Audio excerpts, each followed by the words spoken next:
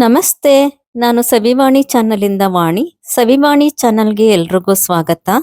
ನಾನಿವತ್ತು ದಿಢೀರ್ ಅಂತ ಮಾಡೋ ಅಂತ ಹೆಸರುಕಾಳು ಕರ್ರಿ ಅಥವಾ ಹೆಸರುಕಾಳು ಗೊಜ್ಜು ಮಾಡಿ ತೋರಿಸ್ತಾ ಇದ್ದೀನಿ. ತುಂಬಾನೇ ಸುಲಭವಾಗಿ ಒಂದು 10 ನಿಮಿಷದಲ್ಲಿ ರೆಡಿ ಆಗುವಂತ ರೆಸಿಪಿ ಇದು. ನಾನು ಒಂದು ಕುಕ್ಕರಲ್ಲಿ ಈರುಳ್ಳಿ ಮುಳುಗೋಷ್ಟು ಎಣ್ಣೆ ಹಾಕೊಂಡಿದ್ದೀನಿ.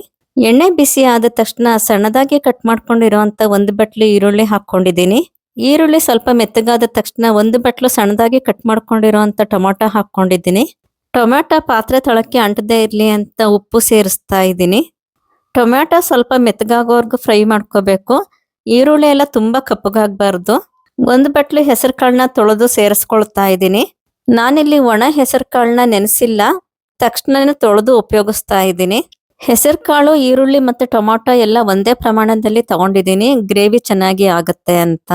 ಹೆಸರು ಕಾಳು ಮುಳುಗಿ ಒಂಚೂರು ಮೇಲೆ ಇರಬೇಕು ಅಷ್ಟು ನೀರನ್ನ ಹಾಕೊಂಡಿದ್ದೀನಿ.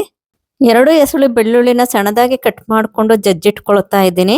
ಮತ್ತು ಬೆಳ್ಳುಳ್ಳಿಗಿಂತ ಸ್ವಲ್ಪ ಕಡಿಮೆ ಶುಂಠಿನ ತೆಗೆದುಕೊಂಡು ಅದನ್ನು ಜಜ್ಜಿ ಇಟ್ಕೊಳ್ತಾ ಇದ್ದೀನಿ. ಈಗ ಹೆಸರು ಕಾಳು ಮಿಕ್ಸ್ಗೆ ಬೆಳ್ಳುಳ್ಳಿ ಮತ್ತು ಶುಂಠಿನ ಸೇರಿಸ್ಕೊಳ್ತಾ ಇದ್ದೀನಿ. ಧನಿಯಾ ಪೌಡರ್ 2 ಸ್ಪೂನ್ ಸೇರಿಸ್ಕೊಳ್ತಾ ಇದ್ದೀನಿ. ಅಡುಗೆ ಅರಶಿಣ ಅರ್ಧ ಸ್ಪೂನ್ ಸೇರಿಸಿದ್ದೀನಿ.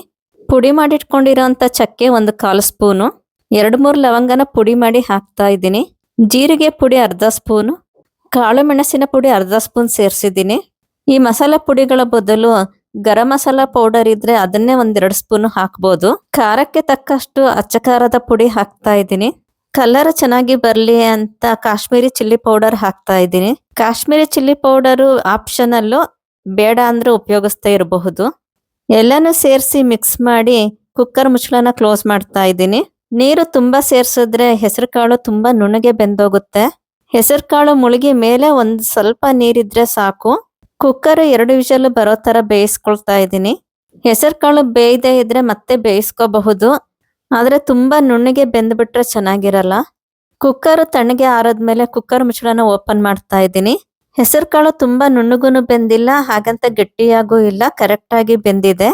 ಈಗ ಗ್ರೇವಿ ಹದಕ್ಕೆ ಬರೋ ತರ ನೀರನ್ನ ಸೇರಿಸ್ತಾ ಇದ್ದೀನಿ. ನಿಮಗೆ ಎಷ್ಟು ಹದಕ್ಕೆ ಬೇಕೋ ಅಷ್ಟು ನೀರನ್ನ ಸೇರಿಸಬಹುದು. ಚಪಾತಿ, ರೊಟ್ಟಿ, ಪೂರಿ ಅದಕ್ಕೆಲ್ಲ ಆದ್ರೆ ಈ ಹದಕ್ಕೆ ನೀರನ್ನ ಸೇರಿಸ್ಕೋಬೇಕು. ಅನ್ನದ ಜೊತೆ ಮಿಕ್ಸ್ ಮಾಡ್ಕೊಳ್ಳೋ ಹಾಗಿದ್ರೆ ಸ್ವಲ್ಪ ತೆಳ್ಳಗೆ ಮಾಡ್ಕೋಬೇಕಾಗತ್ತೆ. ಹೆಸರು ಕಾಳಿಗೆ ನಾನೀಗ 1 ಸ್ಪೂನು ತುಪ್ಪ ಸೇರಿಸ್ತಾ ಇದ್ದೀನಿ. ತುಪ್ಪ ಸೇರಿಸೋದ್ರಿಂದ ಟೇಸ್ಟ್ ತುಂಬಾನೇ ಚೆನ್ನಾಗಿ ಬರುತ್ತೆ. ಮತ್ತಷ್ಟು ರುಚಿ ಹೆಚ್ಚಾಗಕ್ಕೆ 2 ಸ್ಪೂನ್ ಮೊಸರನ್ನ ಸೇರಿಸ್ತಾ ಇದ್ದೀನಿ. ಸಣ್ಣದಾಗಿ ಕಟ್ ಮಾಡ್ಕೊಂಡಿರೋಂಥ ಕೊತ್ತಂಬರಿ ಸೊಪ್ಪು ಸೇರಿಸ್ತಾ ಇದ್ದೀನಿ.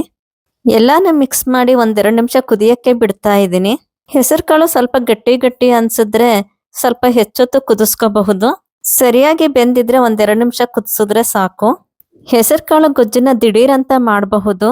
ಮನೆಯಲ್ಲಿ ಯಾವುದೇ ತರಕಾರಿಗಳು ಇಲ್ಲ ಅಂದಾಗ ಈ ತರ ಕಾಳು ಗೊಜ್ಜುಗಳು ಮಾಡೋದು ತುಂಬಾನೇ ಸುಲಭ. ಬೇರೆ ಕಾಳುಗಳು ಸ್ವಲ್ಪ ಬೇಯಕ್ಕೆ ಟೈಮ್ ತಗೊಳುತ್ತೆ ಮತ್ತು ನೆನೆಸ್ಬೇಕಾಗತ್ತೆ.